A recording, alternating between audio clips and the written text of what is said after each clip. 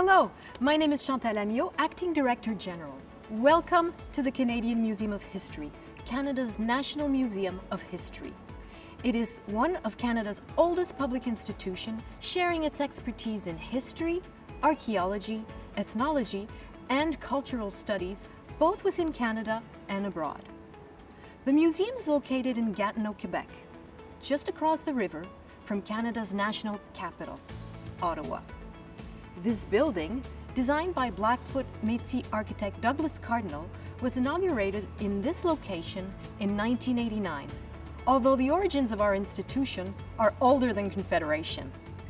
I would like to acknowledge that the land on which the museum is located is on the traditional territory of the Algonquin Anishinaabe people. The Canadian Museum of History collects and preserves objects important to Canada's history.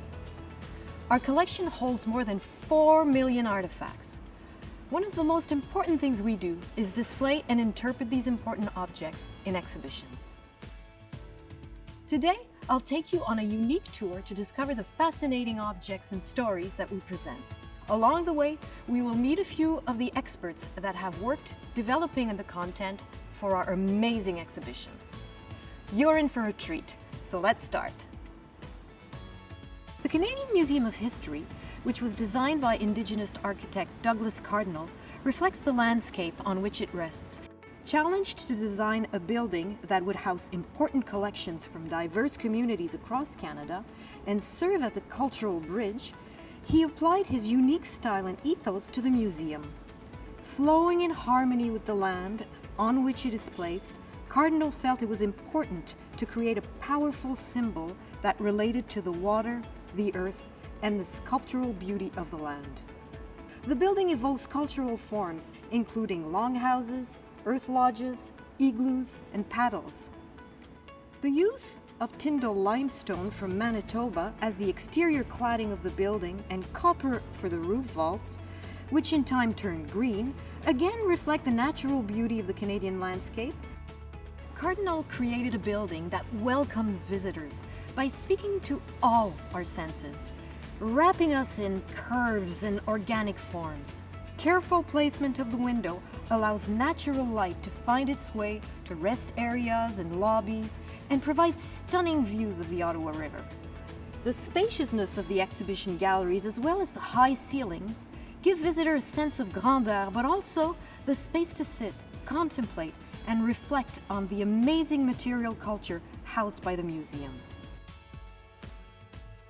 One of the first features you notice when you look out over the Grand Hall are the striking house structures situated along a cedar boardwalk.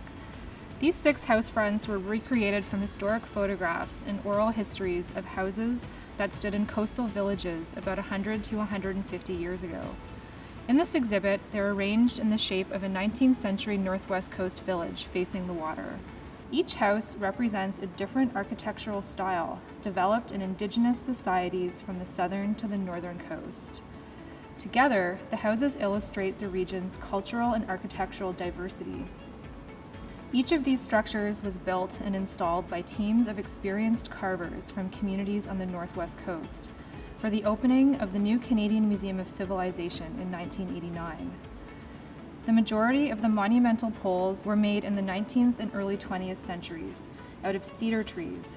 These are records of individual and family histories and identities. Behind the 6 house fronts are exhibits which speak to the histories and cultures of Northwest Coast communities. Drawing on objects and artworks from the museum's collections by both historic and living artists, the Grand Hall House exhibits focus on Indigenous presence and diversity, and were developed over the course of several years with a consultation committee comprised of advisors from southern, central, and northern coastal communities. This house behind me is the Coast Salish House. Speakers of Coast Salish languages live in areas of what is now southern British Columbia, near the cities of Vancouver and Victoria. It's based on a 19th century house that belonged to the head chief of the Tseshat, who lived near the present-day town of Port Alberni. The central region of what is now British Columbia is home to speakers of Kwakwala, Heiltsuk, and Haisla languages. This house uses commercial milled lumber for the house front, as a way of showing historical changes along the coast in the 19th and early 20th centuries. The house front represents the house of Chief Wakas and originally stood at Alert Bay from the early 1890s until the 1930s. The Bella Coola Valley and central coastline is the traditional territory of the Nuxalk, speakers of the Nuxalk language. This house is based on an historic structure that was owned by the Tla'amin family, who renamed the house Nusmata, which means the gathering place. The archipelago of Haida Gwaii is the ancestral territory of the Haida, speakers of the Haida language. This house was built using vertical planks that were slid into place between the roof and the floor. These could be removed to allow the entrance of performers at feasts or potlatches. The roof is supported by 6 large beams, a style of architecture that was popular on Haida Gwaii in the 19th century. The house front painting is a reconstruction of an interior house screen that was used in the Coast Tsimshian village of Port Simpson in the mid-19th century.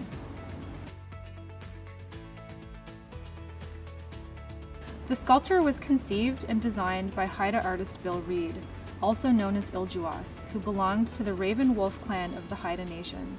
The Spirit of Haida Gwaii, Reid's largest and last sculpture, is a powerful work aesthetically and culturally.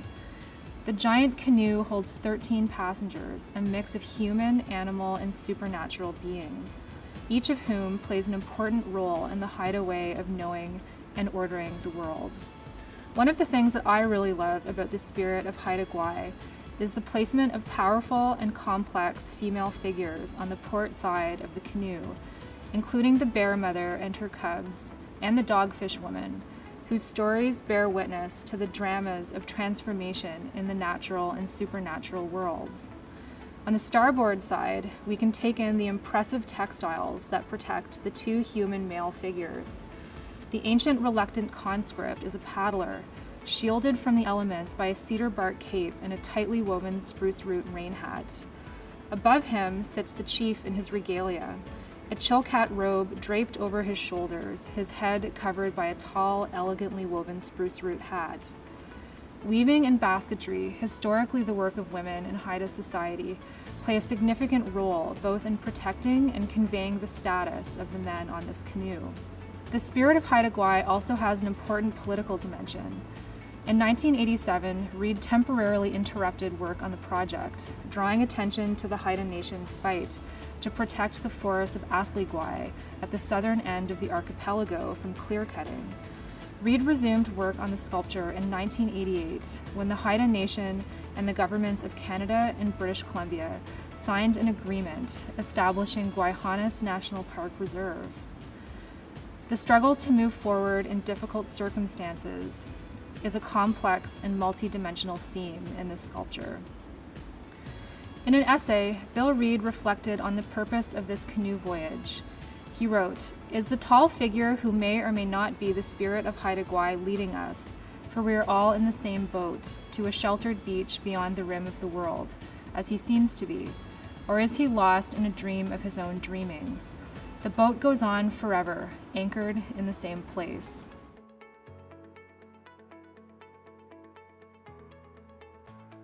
At the end of the Grand Hall, we find ourselves emerging out of the past and into the present.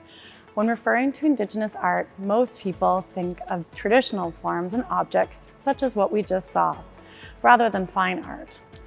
Situated 7 stories above us, we witness an array of brilliant color that adorns the dome ceiling at the end of the Grand Hall. Completed in 1993, this work of Indigenous artist Alex Janvier is one of the highlights of the museum's contemporary art collection. Alex Janvier was born in Cold Lake, Alberta, and is of Denisoulene and Saulteaux ancestry. He began his artistic practice in the 1960s, having received formal training from the Alberta College of Art. Janvier was a founding member of the Woodland School, which was a style developed by a group of Indigenous artists, which shifted away from traditional art forms, depicting renditions of cultural lifeways while simultaneously engaging with current events and issues facing Indigenous peoples. It challenged what was considered Indigenous art. He was also a member of the Professional Native Indian Artists Association, often called the Indian Group of 7. As explained by Sylvia Drever, Emerging Curator of Contemporary Indigenous Art at the Canadian Museum of History, Janvier chose to name this work Morning Star, which comes from the traditional knowledge of the Denisoulin First Nation. The Morning Star is said to have been a guide light in the early mornings of the winter when they would break camp while it was still dark out, using the Morning Star as a directional tool. Separated into 4 color-coded periods which span history from pre-contact to present day, each quadrant radiates out from the center circle. In the center, we have the guiding light surrounded by what is considered both a spiritual circle and a circle of nations. Beginning with yellow, you can see the ship forms representing the arrival of Europeans and the newcomers who imposed their religious and cultural beliefs on Indigenous people. Followed by the white, connecting both yellow and red quadrants, symbolizing the reclaiming of Indigenous spirituality and practices. The red represents the strengthening of Indigenous beliefs and traditions, and this is followed by the blue, which symbolizes the imposition of European beliefs and practices onto Indigenous cultures. There are many layers and teachings to be gained from Janvier's masterpiece, but ultimately Morning Star symbolizes the direction towards unity and mutual respect between Indigenous and non-Indigenous people. And Janvier chose the dome in the Grand Hall, which faces Parliament Hill intentionally, thus creating a symbolic language between Indigenous peoples and the Canadian government. The Canadian Museum of History is located on grounds that have long been a meeting place for diverse peoples. Unceded territory of the Algonquin Nation, the land and waters form important connections to the past, present, and future. Located just outside the Grand Hall of the museum is a monument to the important Algonquin leader and trade negotiator, Chief Tessowat. From Chief Tessowat's home on Morrison Island, near what is now Pembroke, Ontario, he and other members of the Minitig Anishinaabe, or Island people, built relationships through trade that fostered respect and maintained self-determination for diverse Indigenous nations along the Ottawa River.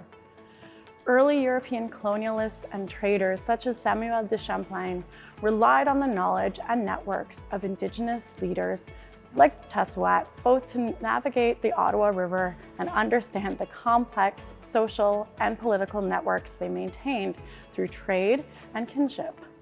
This monument, sculpted by artist Jeremy Giles and unveiled on November 9th, 2017, was a collaborative project between the Department of Canadian Heritage and the Canadian Museum of History, the National Capital Commission, and the Algonquin Anishinaabe Nation Tribal Council.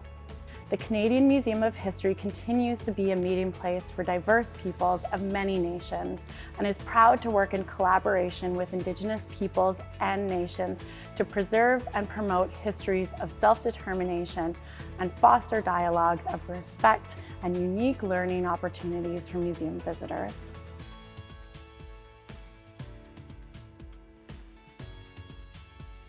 The First Peoples Hall speaks to the history of Indigenous peoples on this land since time immemorial. The Hall's exhibitions ask visitors to consider First Nations, Métis, and Inuit experiences, perspectives, and knowledge through engaging objects, artwork, and stories. Visitors are welcome to the gallery with the words, "As long as the sun will shine, as long as the rivers will flow, as long as the grasses grow." This important reminder shared with the museum by the Kitigan-Zibi Anishinaabe Circle of Elders sets the tone for the stories within and reflects the ways in which Indigenous histories and knowledges are deeply tied to the lands and the environments which sustain and support us as human beings. The development of the exhibitions in First Peoples Hall was guided by the recommendations of the National Task Force on Museums and First Peoples, and a diverse advisory group with members from across Canada provided input and guidance to the curatorial team. This opening section of the hall gives you a sense of the incredible diversity of Indigenous nations from across what is now Canada, divided into 9 geographic regions. Here we have 11 mannequins reflecting the diversity in dress across space and time. Here we see a Haudenosaunee women's regalia featuring Geogo Ono dress and a skirt and leggings worn by Greta Wright from Six Nations, Ontario. In the cases along the rail, we can see in more detail how the diversity is reflected in materials, techniques, and the tools used to make these pieces. Here we present 6 varieties of moccasin patterns from across North America. This shows us the many different ways that the vamp, or the top of the moccasin, is attached to the sole. That same diversity is found in the knowledges shared by ancestors, which in turn reinforce relationships and ways of knowing that are unique to place and individuals. Here we have a hide coat said to have been worn by Métis leader Louis Riel during the Northwest Resistance of 1885. Here we have 11 pairs of snowshoes from across what is now Canada. Depending on location, each pair was created to carry their wearer across a specific type of snow. Best used in slushy snow, the tracks of these children's snowshoes mimic that of a bear.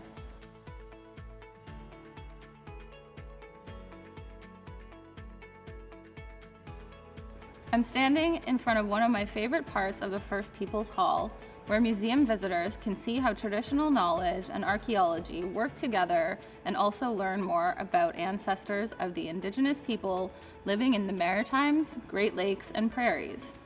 And right here is an area that shows how some of the first Inuit who moved east from Alaska 800 years ago adapted to life in the Canadian Arctic.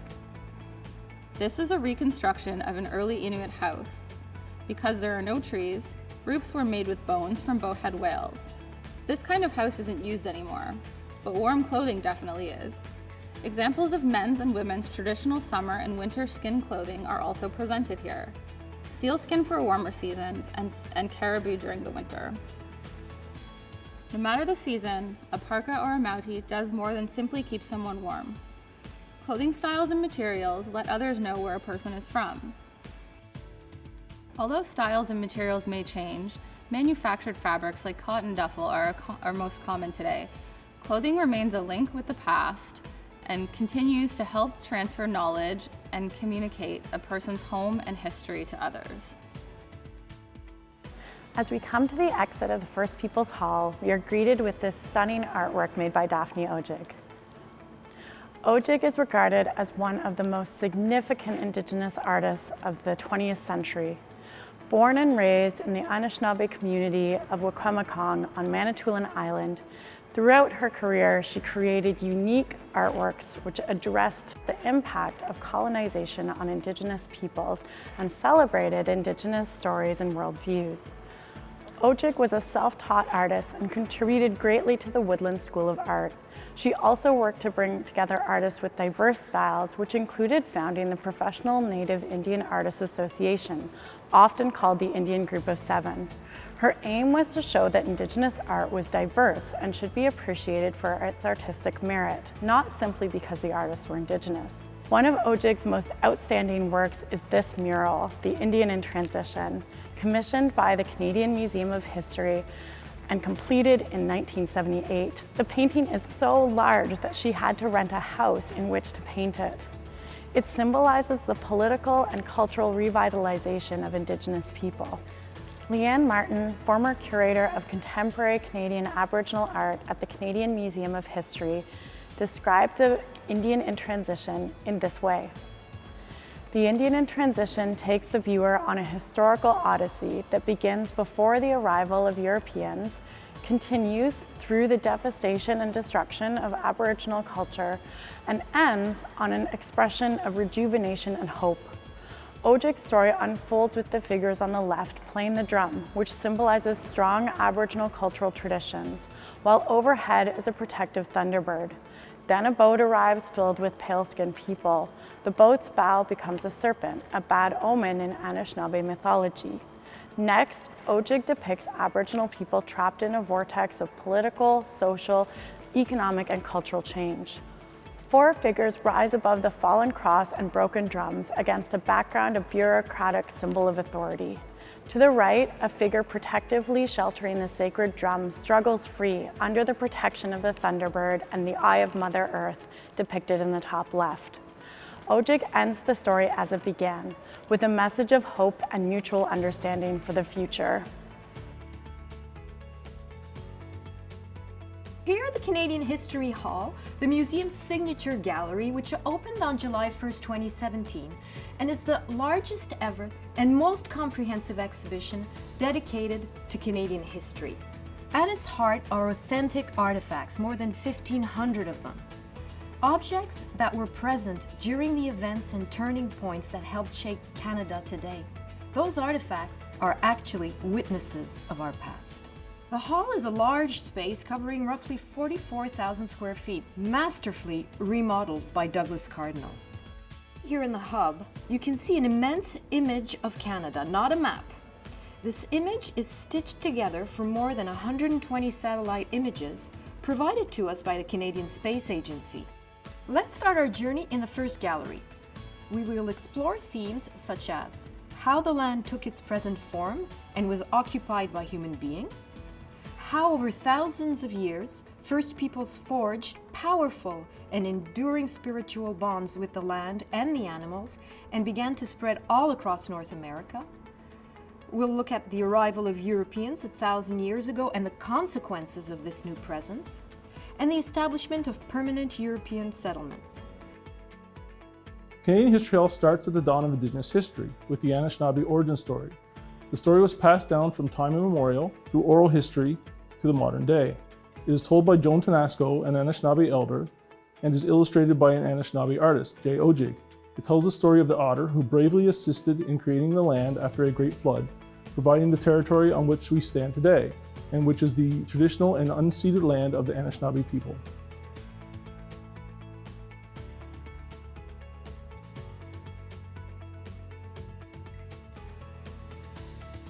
I'm standing in front of the oldest representation of a human face in North America. Almost 4,000 years old, this tiny ivory carving was found on Devon Island in the Canadian High Arctic.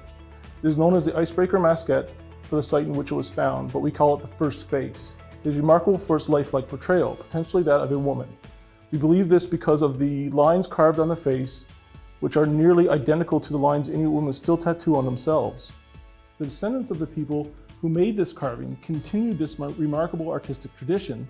Known as the Dorset people, they lived between 2,500 and 800 years ago. They left behind tiny naturalistic carvings of the animals they interacted with, and this corpus of Dorset art is one of the museum's finest collections, and indeed it is the finest collection of such art in the world.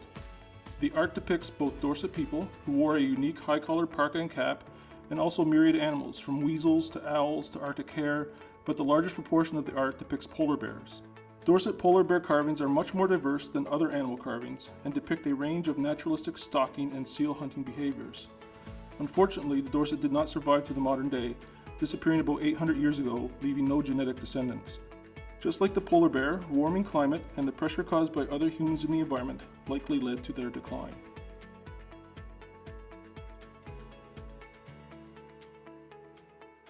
I would like to introduce you to Nuv Mutak.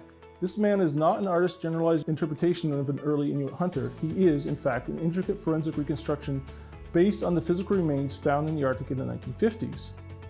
When you look at him, you are looking back 800 years at the face of a skilled hunter and kayaker. His role was quite different than most of us can imagine. His toolkit, made mostly of walrus ivory and placed with him in death, not only speaks to the various tasks he was engaged in to survive in the Arctic, but also demonstrates an artisan's careful, intricate work. Amongst the tools found was an elaborately incised bow drill with a series of pictographs, his story, left to us by his own hand.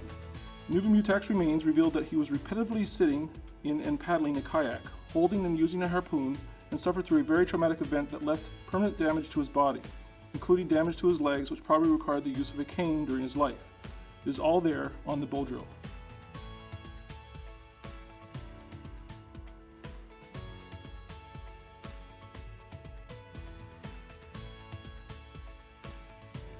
This object is the stuff of legend. It's an astrolabe. An astrolabe is an ancient navigational instrument.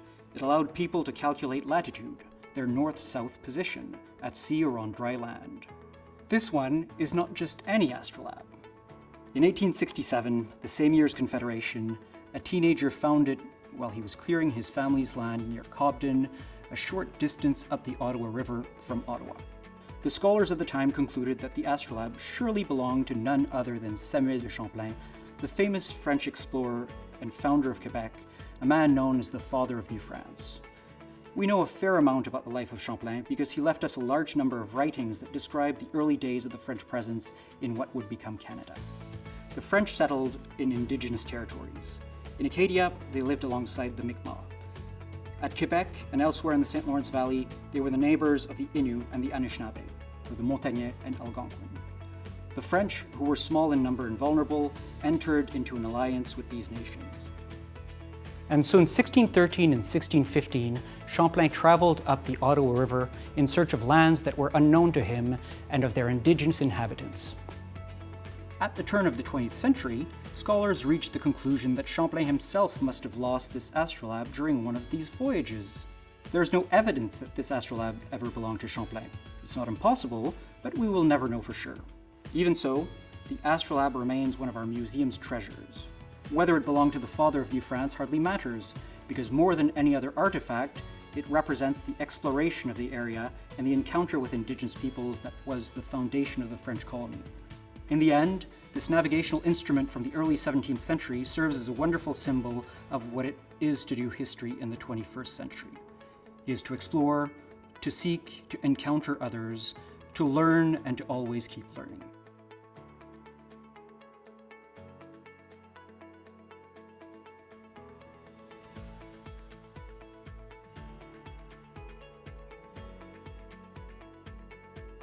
In this section, we have a longhouse, a structure that was once built of wood and covered in bark, but that here is evoked symbolically. This module is about wars and epidemics. This is why, as soon as you enter the structure, you find yourself in a different, darker, more disquieting atmosphere. This is a place to think back on the human dramas of the 17th century. Following the British conquest of Canada, the course of Canadian history changed abruptly.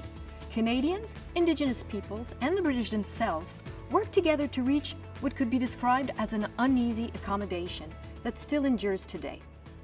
Let's go to Gallery 2, which covers the history of Canada between 1763, the British conquest of Canada and the end of the 7 Years' War, all the way to the start of the First World War. The stories are told from the perspectives of British, French settlers, and Indigenous peoples. In the mid-1860s, politicians from separate British colonies in North America devised a plan to form a new federal union, a confederation. They believed the confederation would enable the colonies to better defend themselves and that it would facilitate trade.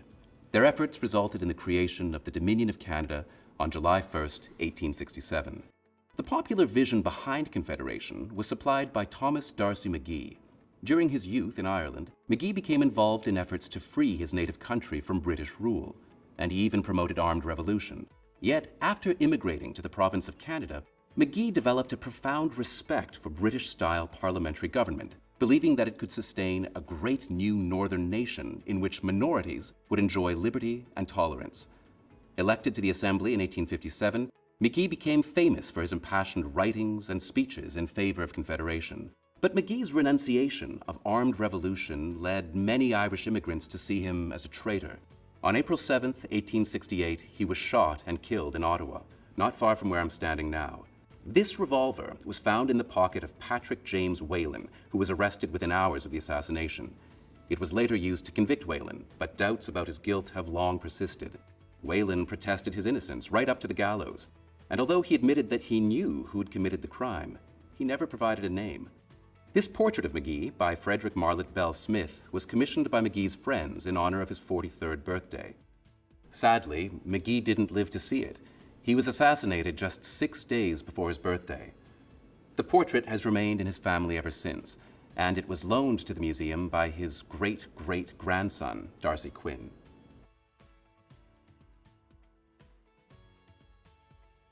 In the late 1870s and early 1880s, land rights became an urgent concern for the Métis people on the western prairies. Responding to the near extinction of the bison and the steady influx of settlers, the Métis urged the Canadian government to recognize their Indigenous rights to the lands that they occupied. They sent dozens of petitions to Ottawa, but these were all ignored. Finally, in the spring of 1885, Métis leader Louis Riel established a provisional government with himself as president and the celebrated bison hunter Gabriel Dumont as military leader. The Canadian government responded with swift and overwhelming force, sending 3,000 troops to the west and mobilizing 500 local Northwest Mounted Police and 2,000 settler volunteers. Canadian forces crushed the resistance in less than 2 months. Charged with high treason, Riel was tried in a Regina courtroom in late July 1885. A jury of 6 men, all settlers of British descent, found him guilty, and the presiding magistrate sentenced him to death.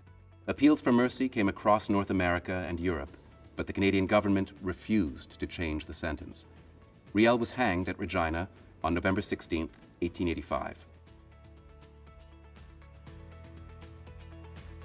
This robe was purportedly worn by Magistrate Hugh Richardson when he presided over the trial. It is a barrister's robe. It is not a judge's robe. Richardson would not officially become a judge until the creation of the Supreme Court of the Northwest Territories in 1886. Since the time of Riel's trial, many have questioned the authority of a humble magistrate to preside over a treason trial and to impose a death sentence. And many have seen the dismissal of Riel's appeals as a further miscarriage of justice. St. Onufrius Ukrainian Catholic Church is the largest artifact in the Canadian History Hall. It is a consecrated church and a testament to how newcomers to Canada adapted and reaffirmed important traditions in establishing communities on the prairies in the early 20th century. Over 170,000 Ukrainians came to Canada between 1891 and 1914. Like many immigrant groups, they strove to adapt and maintain their distinctive cultural, linguistic, and religious traditions in Canada. St. Onufrius was built in phases between 1915 and 1928 in Barrich, northeast of Edmonton, Alberta, and renovated periodically by the parish over the next 30 years. It provided the space where Ukrainian Catholics could follow the devotional practices and the liturgical cycles that structured their lives. By the 1960s, the parish had merged with another church in nearby Smoky Lake, and the church fell into disuse. In the mid-1990s, it was donated to the museum, dismantled board by board, transported to Gatineau, and rebuilt in the museum's Canada Hall. Now let's make our way to Gallery 3, Modern Canada, that covers the time between 1914 to the present day. It explores how Canada strives to become a prosperous and independent country, and one that's increasingly inclusive. It highlights very tangibly how individuals and communities struggle for social inclusion, for their rights, their cultures, and how the challenge of negotiating differences remain constant in today's Canada.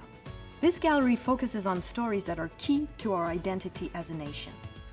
As this gallery covers more recent history, you might come across some familiar stories and learn about events that resonate in your own life.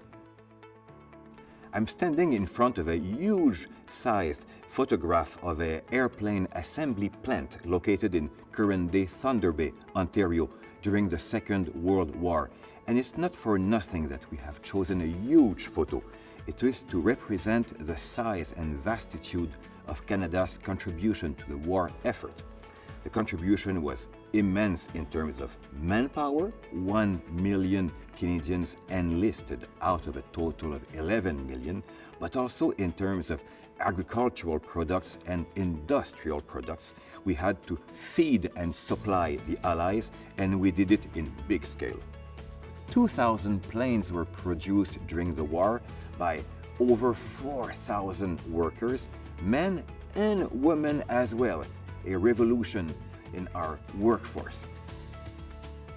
Here we have a very evocative section of one couple among millions of Canadians, Jock and Nora Gibson, and the lunch boxes they used to go to work every day on the can, car, and foundry plant.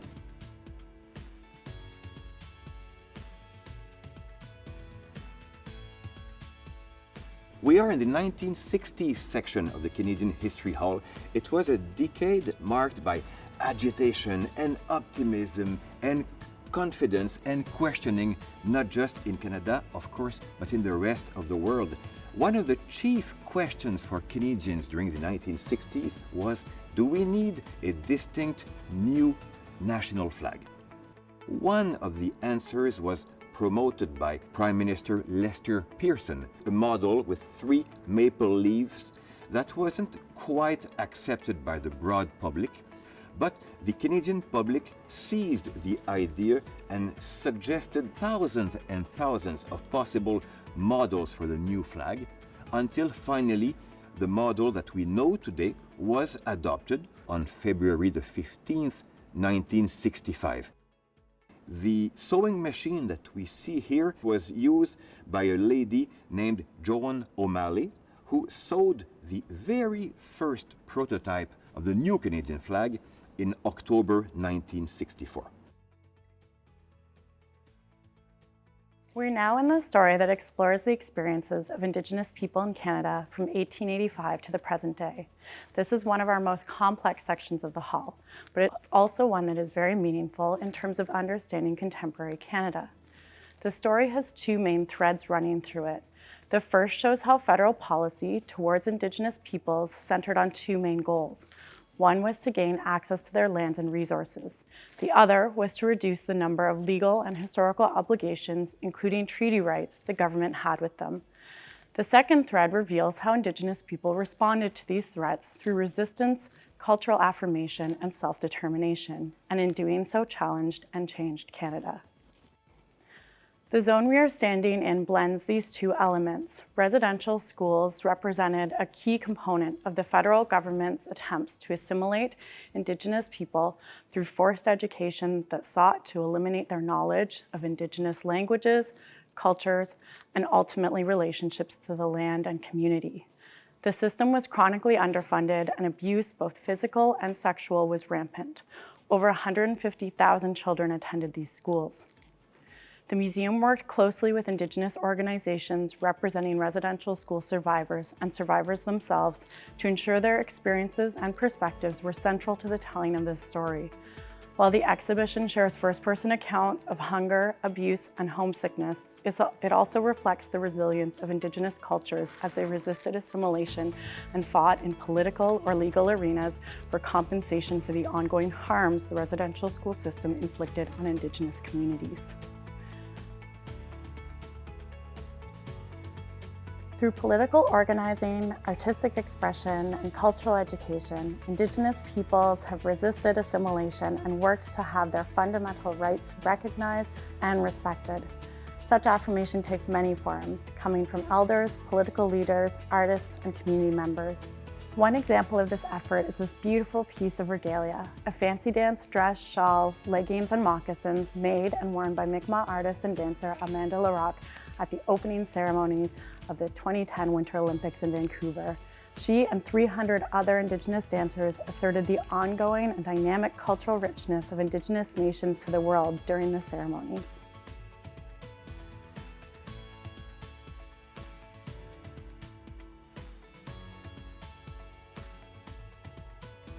In 2015, the Alcala family, a mother with 3 children, is fleeing from the Syrian war and the Islamic State. They are refugees.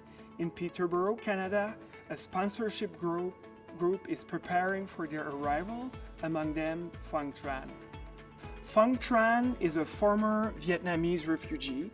She herself was sponsored. She wanted to pay it forward. She decided to use some of the money left to her by her adopted Canadian aunt to sponsor the Alcala family with the Peterborough group.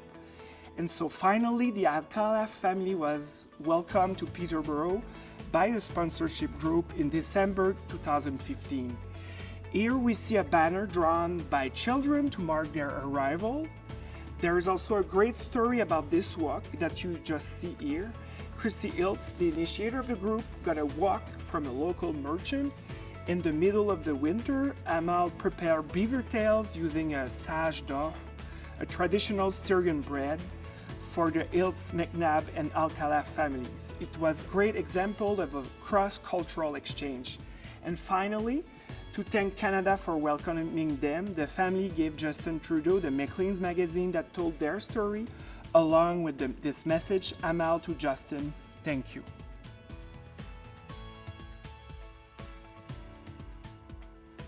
I hope that this quick overview of the Canadian History Hall will entice you to come and discover for yourself this inspiring space. You will certainly find moments to reflect, others that might bring you to tears, moments that might make you smile or nostalgic. All of them are part of our history. Today, Canada has a reputation for stability and compassion and ranks highly in humanitarian aid and global involvement. But the story of Canada is of course unfinished, and we are continuing to write it here today and every day. What do we hold dear and seek to preserve? Where do we go from here?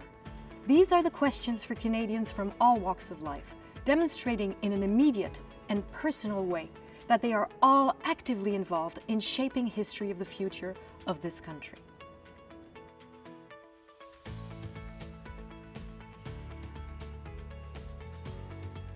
Thank you for joining me and my colleagues on this virtual visit of our museum. We've seen a lot, and there is much more to discover. As you have seen, Canada is a country with a rich history. You can extend your experience by visiting our website. You will find online exhibition, fun activities, detailed content about our various exhibitions, access to our collections, insightful blogs, and more. Hope to see you soon.